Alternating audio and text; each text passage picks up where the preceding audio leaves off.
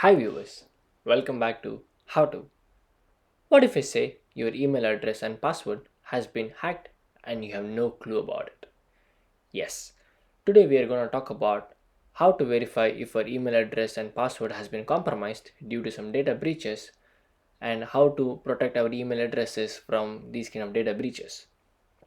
So we have this website called Haveibeenpwned.com, or as some people say Haveibeenpwned.com.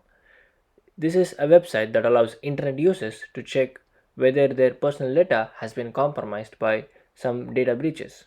So the service collects and analyzes a lot of data dumps and tries to paste the information containing all the leaked accounts and allows users like us to search for the information, like for example our email addresses or even our passwords, to see if our data has actually been compromised. This website, Haveibeenpwned.com, has collection of all the data breaches that has been happening since 2013, since its inception. So I'm gonna try to give my email address and try to see if my account has been compromised in some data breach.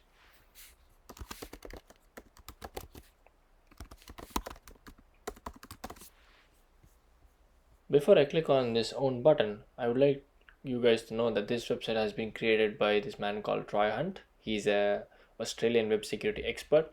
He's also a Microsoft MVP. So you can actually go ahead and try to read a bit about him. He has his own website called troyhunt.com. So I'm just gonna right now see if my account has been compromised in any data breach. Let's find out. Oh no.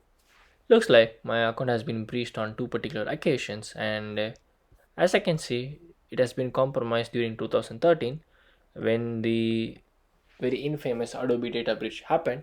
And I can see that the data that has been compromised from my side is my email address, my password hints, my passwords, and my usernames.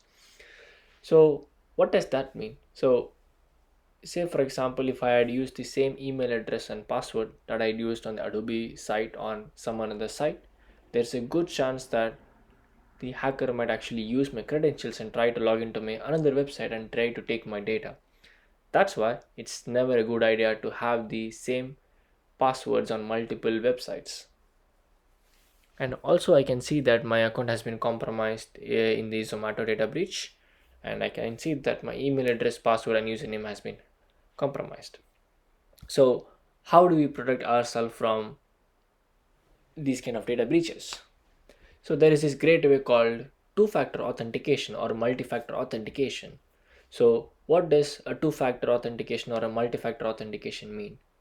Say for example, if passwords is the only thing that you're trying to protect your accounts, it's no longer the most secure one, like we see here. So to add additional layer of security, we try to make sure that there is another layer of security added to your accounts, and that can be through sending a OTP to your mobile number, or maybe taking a call and trying to verify that that person is actually you. Let's see a sample of how to actually set up a multi-factor authentication. I'm just going to take an example of Gmail, a multi-factor authentication. So I'm just going to search for Gmail MFA. I'm just going to get started with my two-step authentication. My email address is already there. I'm just going to change my email address. Password has already been there. So here I can see that there is already an option. I'm just going to change it to a different device.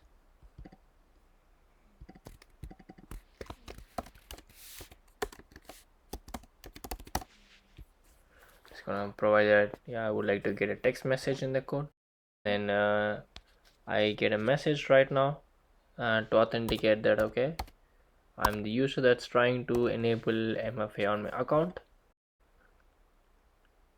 And great, so now I have turned on the two-step authentication. So what does that typically mean? It means that every single time I log into my account, I need to authenticate with both my password and also the OTP that I'm going to receive from Google in my text messages.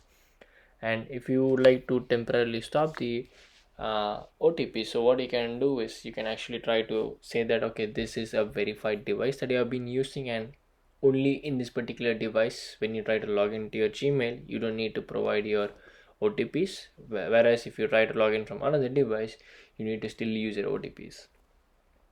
So This is the way on how we check if your account has been hacked and what to do in case if your account has actually been compromised.